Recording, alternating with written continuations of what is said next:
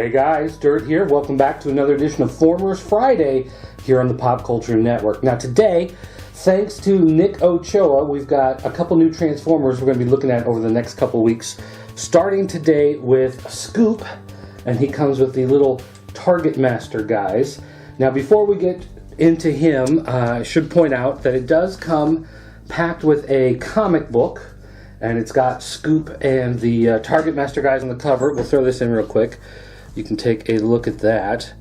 Now, the funny thing is that this particular issue, it's not really a Scoop comic. It looks like sometimes in the past they went for issues of Transformers Spotlight or something that were focused on the individual character that is in the toy. But this one is actually Transformers More Than Meets the Eye issue 23, which they just released with a new cover. So it's basically just a variant of More Than Meets the Eye 23, although they did print on the inside down there in the credits that this is Dark Cybertron number 2 first printing, which is kind of funny, but it's the same story that we find in Transformers More Than Meets the Eye 23. Now this just came out in November of last year. This is a great storyline. If you haven't been reading Dark Cybertron, you probably should. It's a Shockwave story, so a lot of you guys are going to dig that. So first, let's hop in here and take a look at Scoop. And we can see here that he's got the Targetmaster guys. Now I've attached them to these little peg holes down here by the wheels. They can attach there. It doesn't seem like they're really supposed to, but they do have the peg holes there where they can go in. There are also holes here on the back, which you can peg them into if you want to put them up there and have them on top of the cab, or you can take them and put them, there are these holes here, but these holes don't really work in the gun mode. If you take the gun mode piece and you try to stick it in there, the wheel actually gets in the way and it doesn't really want to stick into place.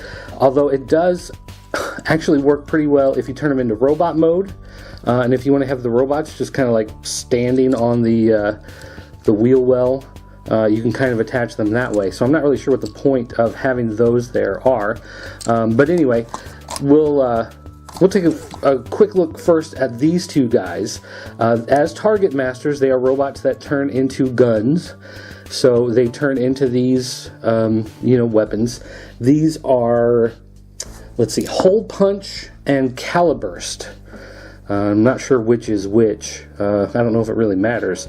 But regardless, they turn into the guns, and then you flip out the arms, you flip back the headpiece there, and you rotate that in between the legs, and now it's a little robot. Now, they did put them, the arms on these ball joints, which actually makes them really kind of mobile.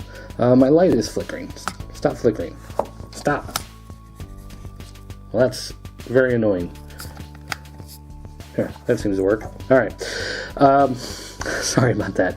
So, you can rotate them like that, but they still have this little piece kind of stuck in here. You can kind of pull the legs apart and force that out if you want it out, just to make the robots look better if you were going to display them in robot mode.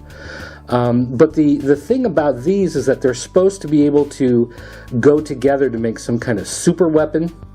And basically how that works is there's a little tab here or here on their heads, and each character has a hole in his back covered by the arms there, and if you attach those together, then you can make the two guns come together as one, and then however you want to have your guy hold him here or hold him up here, you can kind of push the other ones back, and it can go the other way too. If you want to put this one on top, you can do that as well. Put the arms into place, and there you go. Not exactly the best looking transformation, but I mean, they are tiny little guys. There's only so much you can do.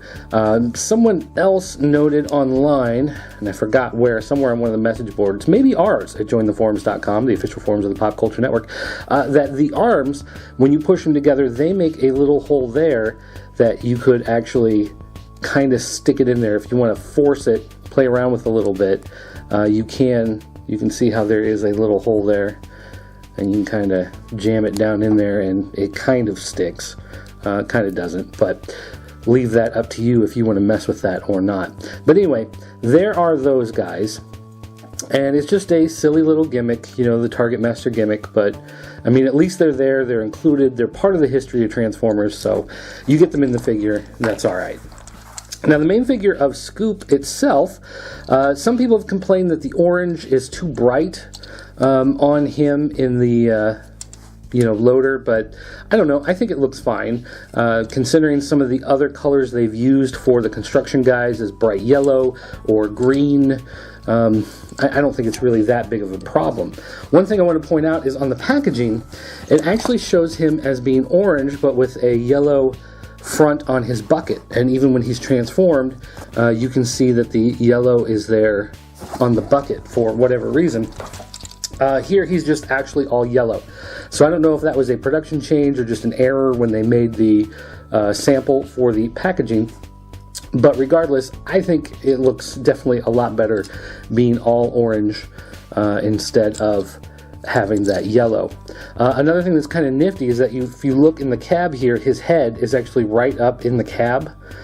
Which is kind of freaky at first, but it works really well. It's kind of a neat effect. I enjoy the humor of seeing that giant robot head in there.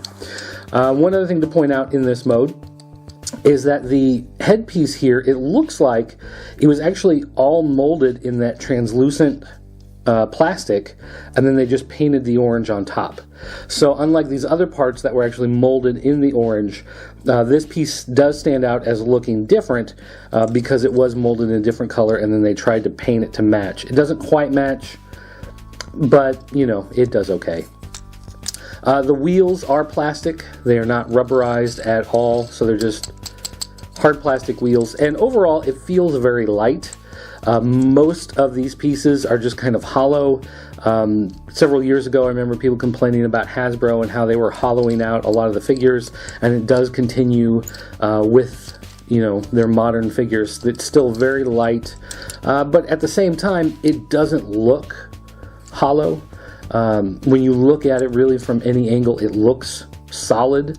So, I mean, as far as the quality of it, not having those thick, solid pieces, to give it stability and to help it, hold together over time, you are losing that, but at the same time, I think it looks pretty good overall.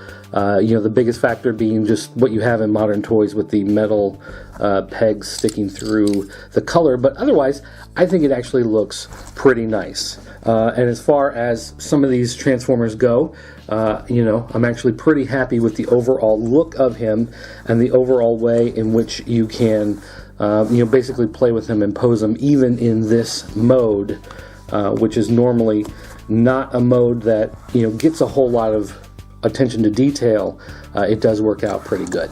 So, all right, having said all that, now using our magical video editing process, we are going to make this guy transform, and there he is in his robot glory. Let's throw him into the photo tent and take a look here. Now in this mode, I actually think he looks pretty good overall. I like the look of the robot. Again, I like the bulkier style, unlike, what we see with the Bayformers and whatnot. His chest piece, part of the transformation is the chest piece actually moves, so you can kind of open him up, and you've got some, circuitry and paneling in there, which I think actually is a nice touch and looks very nice on him. Let's see, the scoop kind of folds back out of the way and covers up the cab in the back, and I think that's kind of a nice touch, the way it looks overall. Kind of like, if you'd have a backpack or jetpack or something on the back of them, and of course being in the upper torso just kind of makes sense to the overall weight and shape of the figure. It looks very nice. Now, one thing I said earlier when we had the Targetmaster guys that the holes on the wheel well didn't really seem to have much use, and I was wondering if maybe in robot mode there was some way to actually connect them on there, but there's not. In robot mode, those holes are down here by the feet. And again, the wheel is in the way. The wheel doesn't get out of the way at all. So it still has really no use there. I'm just wondering if maybe they put those on there just to kind of mirror some of the other ones, as if it's hiding the fact that that's where those would attach if you're going to logically go through a little further on your Transformers. I guess that could be the argument that you would make. Let's kind of zoom in a little bit here. All right, now going back to our Targetmaster guys, since they do turn into hand weapons, they turn into these pistols. Basically, you just bring them in and peg them into his hand there, and there you go. He's holding a gun. And they do also, because they piece together as the bigger guns, you can just kind of take it, fold open those arms, attach the headpiece on, and there you go. Now it's a bigger gun. You can do it this way, so it's kind of like a big, rocket launcher type thing. Or if you want to, you can pull it off, kind of twist that one out of the way, plug it in, because it slides around. It's not the easiest thing to mess with, especially when they're together. If you push too hard, they pop apart. But there you go. You can do it that way as well. Assault rifle, I guess. And now his wrist does have the pegs there that when I first showed him in his alt mode, I had them attached there because, obviously if you're going to have giant guns attached to your vehicle, you want them attached to the fuel tanks stuck on the side. Makes sense. But you can also peg them there and give them, I don't know, like a Megatron type look, Soundwave type thing where he's got the giant thing attached to the side. So if you want to do that too, I guess you are more than free to do that as well. But again, one of the problems with the hollow plastic mode is when you turn them around to the back, you can see on the legs here, everything is just open and hollow.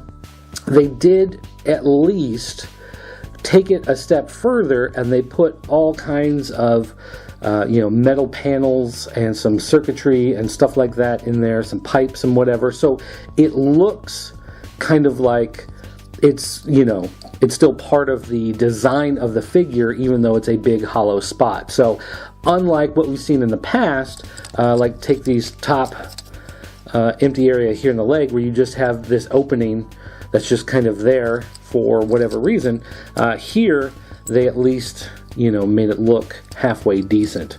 The arms here, again, it's another spot where it's hollow, but as you can see, they put in some detailing in there, so at least it covers it up a little bit better and makes it look not as cheap. So overall, the Targetmaster gimmick is pretty weak, and I think it always was. It never was that spectacular a thing, but to see it again in this line, it's just nice to kind of be reminded of what the toys were like when you were a kid. If you had some of these, then it's a nice reminder of that. If you're newer to the line, and maybe you've seen some of those in the old catalogs, and you thought, wow, there's no way I'd ever get my hands on one of those, because you don't want to buy the vintage ones at expensive prices, then at least you get to play with the gimmick now. So you do have that available. So again, I want to say thanks to Nick Ochoa for getting this so that we could do the review on it. Some of you guys have asked for upcoming episodes if we could do some G1 reviews, which we'll do. We'll do maybe in about 2 weeks. We'll get to some of those. We got a couple other things planned before that. Going to the Beast Saga stuff I asked you guys about last week.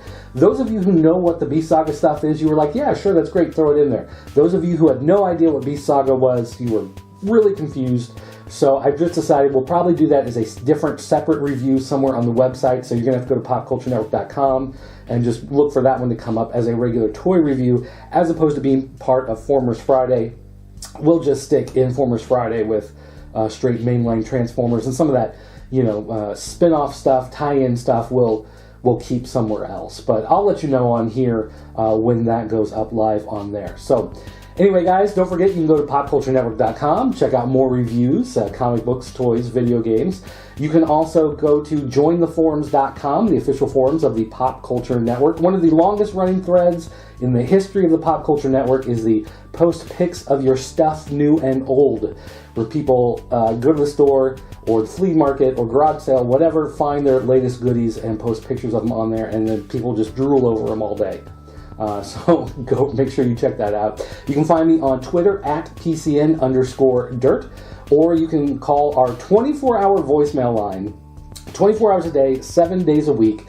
It's area code 217-953-4025, where you can leave a voice message if you want to talk about Formers Friday, if you want to talk about any of the Blu-ray, DVD reviews, anything that we've got on our website. You can always leave us feedback there. Thanks for watching, guys. I'll see you next time.